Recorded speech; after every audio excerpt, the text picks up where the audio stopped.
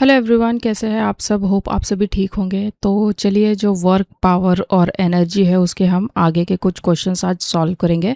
तो उसके पहले जो है जूल्स लॉ ऑफ हीटिंग क्या होता है ये जान लेना ज़रूरी है, ठीक है, क्योंकि आज के जो क्वेश्चन होंगे मोस्टली इसी के ऊपर जो है बेस्ड होंगे। तो जूल्स लॉ ऑफ हीटिंग क्या कहता है? When an electric current flows through a conductor, heat is produce in it. This phenomena is called joules law of heating.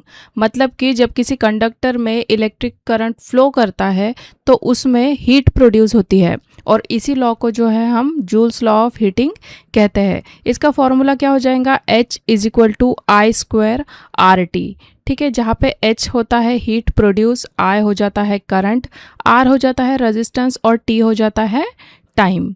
कुछ और इम्पॉर्टेंट पॉइंट जिस पे जो है डायरेक्ट क्वेश्चंस भी बन सकते हैं, जैसे कि हीट जो है वो डायरेक्टली प्रोपोर्शनल होता है करंट के स्क्वायर के। मतलब करंट अगर 2 टाइम्स हो जाए तो हीट कितनी हो जाएगी? 4 टाइम्स। हीट जो है डायरेक्टली प्रोपोर्शनल होता है रेजिस्टेंस के। मतलब रेजिस्टेंस ज़्यादा तो हीट भी ज़्यादा, इसलिए हीटर की कॉइल हाई रेजिस्टेंस मटेरियल की बनती है।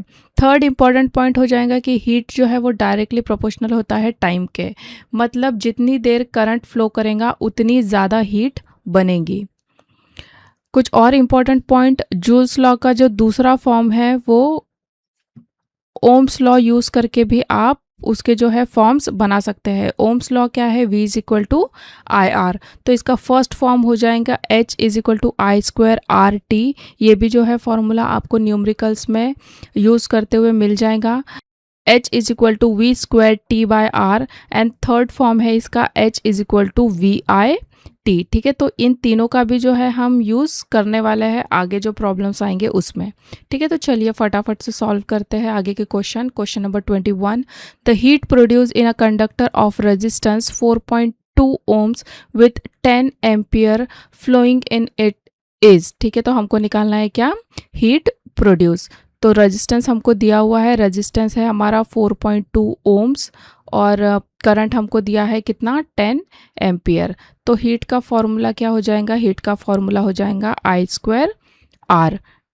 तो आई कितना दिया हुआ है? 10 का स्क्वायर इंटू 4.2, तो ये हो जाएगा कितना? 420 जूल्स पर सेकेंड। लेकिन हमको आंसर किस में दिया है? कैलोरी पर सेकेंड। तो यहाँ पे जो है आपको एक रिलेशन पता होना चाहिए। 1 कैलोरी होता है 4.2 जूल, इसलिए ये जो 420 है इसको हम कर देंगे 4.2 से डिवाइड। तो हमारा आंसर कितना आ जाएगा? हमारा आंसर आ जाएगा 100 कैलोरी पर सेकेंड। मतलब कि option 2 will be the correct answer. ठीक है, पहले जूल्स लॉ से हमको हीट निकालनी है, उसके बाद जूल्स लॉ को कैलोरी में कन्वर्ट करना है। नेक्स्ट है, अ heater coil rated eight 1000 watt 220 volt is connected to 110 volt line, power consumed is. ठीक है, पावर कंज्यूम जो है हमको इसमें निकालना है। तो पावर जो होता है वो डायरेक्टली प्रोपोर्शनल होता है किसके? वी स्क्वायर के। ठीक है, तो क्या हो जाएगा यहाँ पे? P2 P1 equals to V2 V1 का होल स्क्वायर। ठीक है, तो P2 ही हमको निकालना है, P1 हमको दिया हुआ है ये कितना है? ये 1000 इंटू V2 कितना है? 110 डिवाइड बाय 220 का होल स्क्वायर। ये कैंसिल हो जाएगा, डिवाइड बाय 2, तो ये आ जाएगा 1000 इंटू 1/4। 4 से कैंसिल आउट होगा, 4 दूनी 8, 4 पंचे 20, 0। ठीक है, तो मतलब ये कितना आ जाएगा? 250 वैट। तो हमारा करेक्ट आंसर हो जाएगा option number 1, 250 watt. Next question है, 2 electric bulb marked 500 watt 220 volt are put in series with 110 volt line. The power dissipated in each bulb is। ठीक है, तो पावर हमको दिया हुआ है कितना है? 500 watt। वोल्टेज हमें दिया हुआ है 220 वोल्ट। तो यहाँ से पहले जो है हम रेजिस्टेंस निकाल लेंगे। रेजिस्टेंस इज इक्वल टू क्या हो जाएगा? V square by P. तो वी स्क्वायर कितना है? 220 का स्क्वायर डिवाइड बाय 500। ठीक है, 4। अब 2 बल्ब है और सीरीज में कनेक्टेड है, तो मतलब कि आर टोटल कितना हो जाएगा? आर टोटल हो जाएगा 2R। मतलब कि 2 इंटू 220 का स्क्वायर डिवाइड बाय 500। इसको जो है मैं ऐसे ही रख रही हूँ क्योंकि आगे जो है कैंसल आउट हो ही जाएगा ये।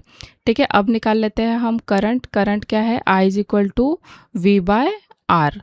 तो वोल्टेज है हमारा 110 डिवाइड बाय आर, मतलब कि टोटल आर हमको लेना पड़ेगा। तो ये 2 इंटू 220 का स्क्वायर और ये 500 जो है वो ऊपर चला जाएगा। तो ये हो गया हमारा करंट।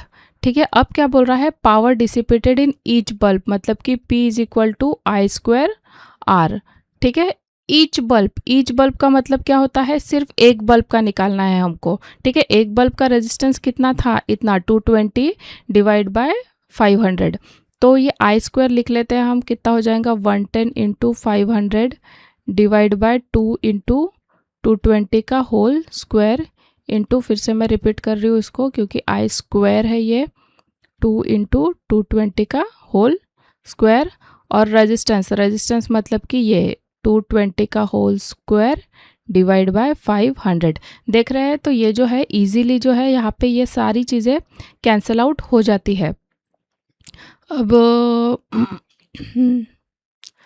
ठीक है, तो इसको भी हम कैंसिल आउट कर लेंगे। ये 220 को है मैं यहीं पे ही जो है 2 बार लिख लूँगी, 220 तो ये 11 और ये 22, ये 2 जो है ये कैंसिल हो जाएगा। फिर ये 11 और ये 2 ये कैंसिल हो जाएगा। कितने बच गए, 1 2 3 एंड 4 2 है हमारे पास, तो ये 2 से कैंसिल हो जाएगा। 2 2 4, 2 5 10, 0।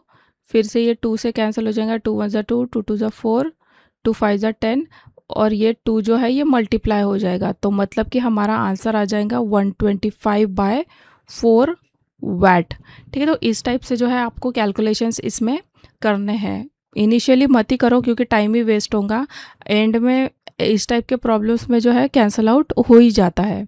ठीक है, नेक्स्ट प्रॉब्लम है, an electric fan and a heater are marked as 100 watt 220 volt and 1000 watt 220 volt respectively. The resistance of fan is, तो हमको जो है अभी फ़ैन का रेजिस्टेंस निकालना है। मतलब सेम वोल्टेज पर जिस डिवाइस की पावर ज़्यादा होती है उसी का रेजिस्टेंस जो है वो कम होगा। बेसिकली हमको फॉर्मूला कौन सा यूज़ करना है यहाँ पे, R is equal to V square by P. ठीक है, तो रेजिस्टेंस निकालते हैं पहले फ़ैन का, तो ये कितना हो जाएगा 220 का स्क्वायर डिवाइड बाय 100। रेजिस्टेंस निकालेंगे हम हीटर का, ये आ जाएगा कितना 220 का स्क्वायर डिवाइड बाय 1000। ठीक है, तो देखते से ही पता चल रहा है कि आर हीटर रेजिस्टेंस जो हीटर का है वो कम है रेजिस्टेंस ऑफ फैन के। ठीक है, मतलब कि सेम वोल्टेज पर जिस वोल्टेज की पावर ज़्यादा होती है उसकी रेजिस्टेंस कम होती है। क्यों, क्योंकि ये जो है ये इन्वर्सली प्रोपोर्शनल है ना। तो हीटर 1000 वाट का है और फैन 100 वाट का है, इसलिए हीटर की रेजिस्टेंस जो है वो कम होंगी। तो इसका फाइनल आंसर हो जाएगा option number 3, less than that of fan. Okay, question number 25. Two resistors connected in parallel across the cell of negligible internal resistance use 4 times the power that they would use when in series across the same cell.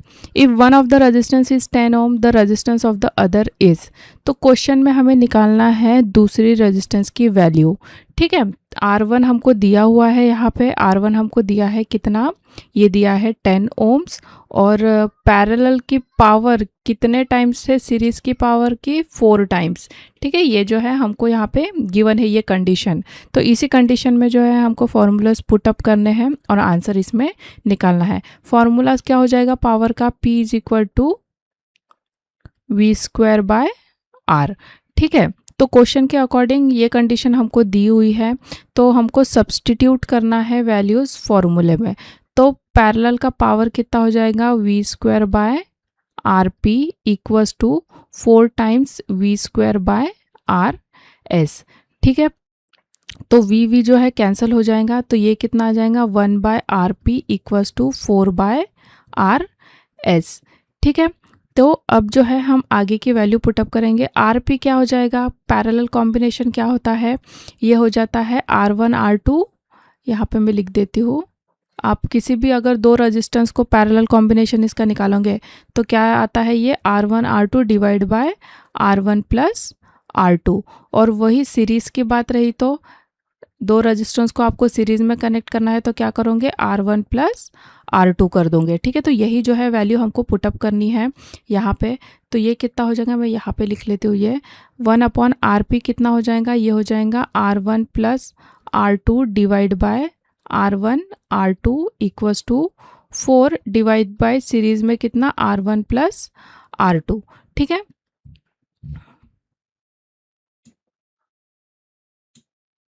अब जो है हम क्या कर लेंगे, यहाँ पे cross multiplication कर लेंगे। R1 की वैल्यू हमको दी हुई है वैसे, तो R1 की जगह जो है हम ये भी पुट कर सकते हैं 10 पर, लेकिन पहले थोड़ा सा सॉल्व कर लेते हैं इसको।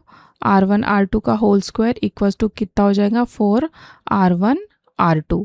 ठीक है, तो R1 कितना है, ये है 10 प्लस R2 का whole square equals to 4 into 10 into R2। यहाँ पे हम फॉर्मूला लगा लेंगे a plus b the whole square का, तो ये हो जाएगा a स्क्वायर प्लस 2ab मतलब कि 20r plus b square equals to ये आ जाएगा 40r2। यहाँ पे ये R2 मुझे लिखना चाहिए। ठीक है, ये R2 एंड R2। ठीक है, तो R2 की वैल्यू एक जगह कर लेंगे हम, तो ये कितना हो जाएगा, R2 का square minus 20R2 plus 100 equals to 0। तो यहाँ पे जो है हमारे फैक्टर निकल जाएंगे, R माइनस 10 का स्क्वायर इक्वल्स टू 0, मतलब कि R की वैल्यू हो जाएगी कितनी, 10 ओम्स। ठीक है, तो करेक्ट आंसर हमारा हो जाएगा इसका 10 ओम। बस ये जो कंडीशन है, इसी कंडीशन के ऊपर जो है ये प्रॉब्लम है। नेक्स्ट क्वेश्चन है question number 26। In the circuit shown in the heat produce in 5 ohm resistance is 10 calories per second. The heat produced in 4 ohm resistor will be। तो हमको जो है इसमें निकालना है हीट प्रोड्यूस इज 4 ohm के across में। ठीक है, तो सबसे पहले हमें क्या करना होगा, हमें जो है अपर ब्रांच का जो है टोटल रेजिस्टेंस निकालना होगा।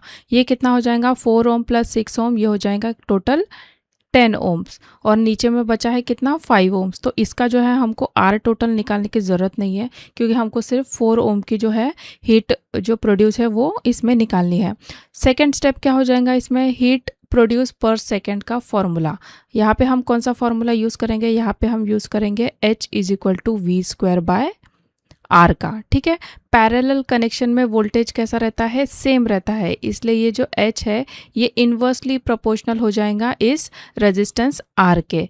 तो अब सबसे पहला हम काम क्या करेंगे, अपर ब्रांच की जो है हम हीट निकालेंगे।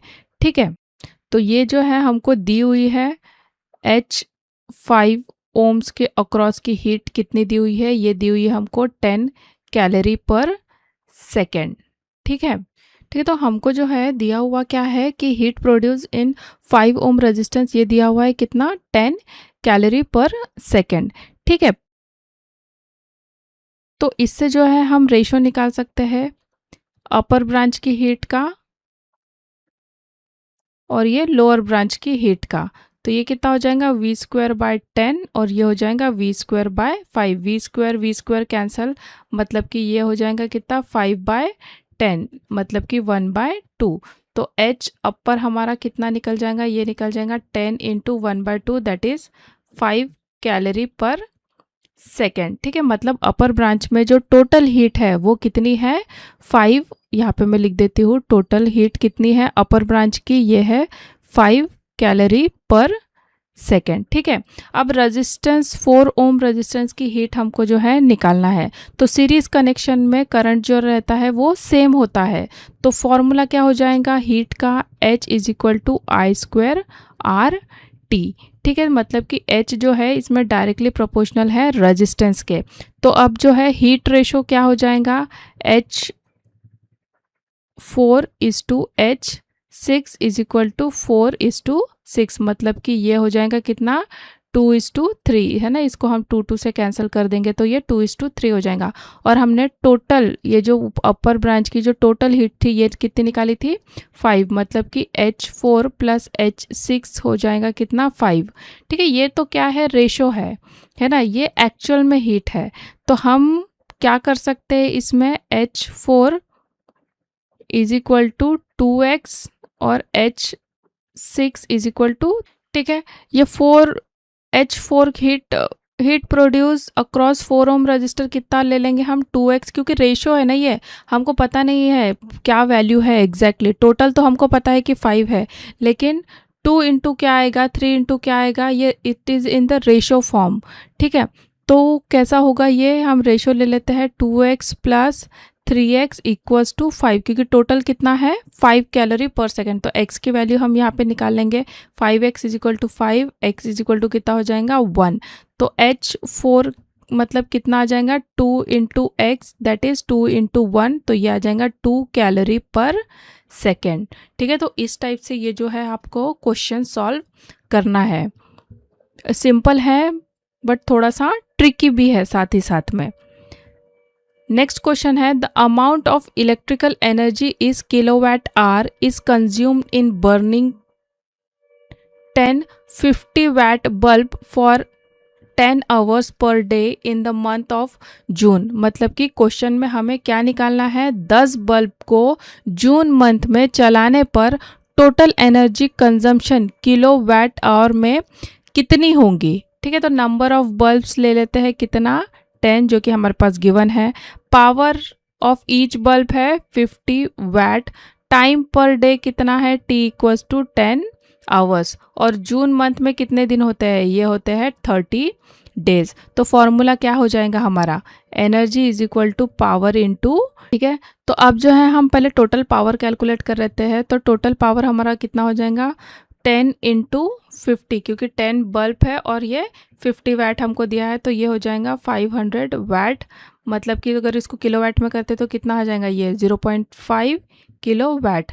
टोटल टाइम निकाल लेते हैं, टोटल टाइम कितना होगा, number of days into 10 hours, मतलब कि 300 आवर्स। और अब एनर्जी निकाल लेते हैं, एनर्जी = क्या था, पावर इंटू टाइम। पावर है हमारा 0.5 × 300, तो ये कितना हो जाएगा, ये हो जाएगा 150 किलोवाट आवर्स। ठीक है, तो ऑप्शन में दिया है 150 किलोवाट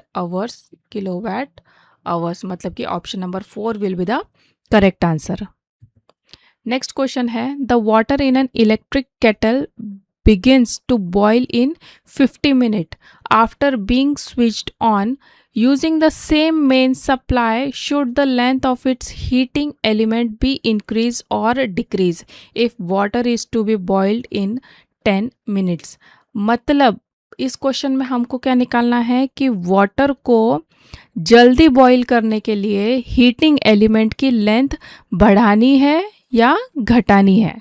ठीक है, मैं फिर से एक बार रिपीट कर रही हूँ, वाटर को जल्दी बॉईल करने के लिए हीटिंग एलिमेंट की लेंथ बढ़ानी है या घटानी है, ये चीज़ हमको इसमें निकालनी है। तो इनिशियल बॉइलिंग टाइम हमको कितना दिया है, यहाँ पे मैं लिख देती हूँ, इनिशियल बॉइलिंग टाइम ये हमको दिया है कितना 15 मिनट। ठीक है, required boiling time, required boiling time ये है 10 मिनट। अब वोल्टेज जो है कांस्टेंट रहेगा, फॉर्मूला क्या हो जाएगा, R is directly proportional to L और P हो जाएगा क्या V²/R। मतलब वाटर को कम टाइम में बॉईल करना है तो हीटर की पावर बढ़ानी पड़ेगी, और पावर बढ़ाने के लिए रेजिस्टेंस जो है वो कम करनी होगी। रेजिस्टेंस की लेंथ, रेजिस्टेंस जो है वो लेंथ के डायरेक्टली प्रोपोर्शनल होती है। लेंथ कम करने से रेजिस्टेंस जो है वो कम होंगी और पावर जो है वो बढ़ेंगी। तो इसका फाइनल आंसर हो जाएगा क्या, डिक्रीज। नेक्स्ट है, a constant voltage is applied between the two ends of a metallic wire of a uniform area of cross section. Some heat is developed.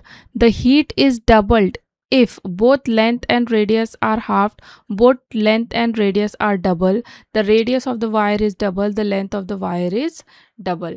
अब क्वेश्चन में वोल्टेज जो है वो कांस्टेंट दिया हुआ है, इसलिए हीट का फॉर्मूला क्या हो जाएगा, V square T by R. ये फॉर्मूला जो है हम यहाँ पे यूज़ करेंगे.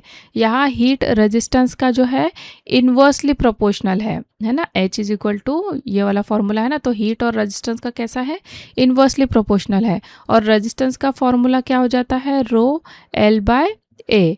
ठीक है, या तो फिर rho L divide by pi R square.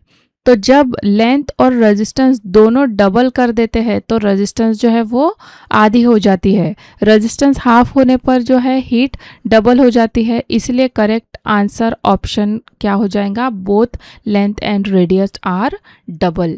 Both length and radius are double, मतलब कि option 2 will be the correct answer.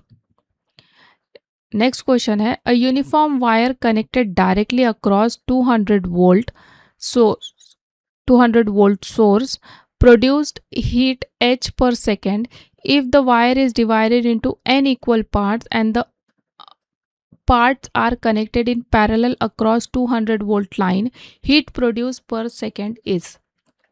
Wire को n इक्वल पार्ट्स में डिवाइड करके पैरेलल लगाने पर न्यू हीट प्रोडक्शन जो है वो हमको इसमें निकालना है. तो ओरिजिनल हीट है हमारी H, wire divided into n equal parts. ठीक है, तो फॉर्मूला हमारा यहाँ पे क्या यूज़ करेंगे हम, एक तो और P is equal to V square by R. ठीक है, तो ईच पार्ट का रेजिस्टेंस कितना हो जाएगा, R dash is equal to R by N. और पैरेलल कॉम्बिनेशन में आर इक्विवेलेंट कितना होता है, R by N divide by N. ठीक है, तो आर इक्विवेलेंट हमारा कितना हो जाएगा, ये हो जाएगा R divide by N square. मतलब कि जो न्यू हीट है वो क्या हो जाएंगी, V square R divide by N square, that is N square H. ठीक है, ये जो फॉर्मूला है किसका है, ये तो एच का ही है ना. ठीक है, तो ये हमारा हो जाएगा करेक्ट आंसर, मतलब कि option number 3 will be the correct answer.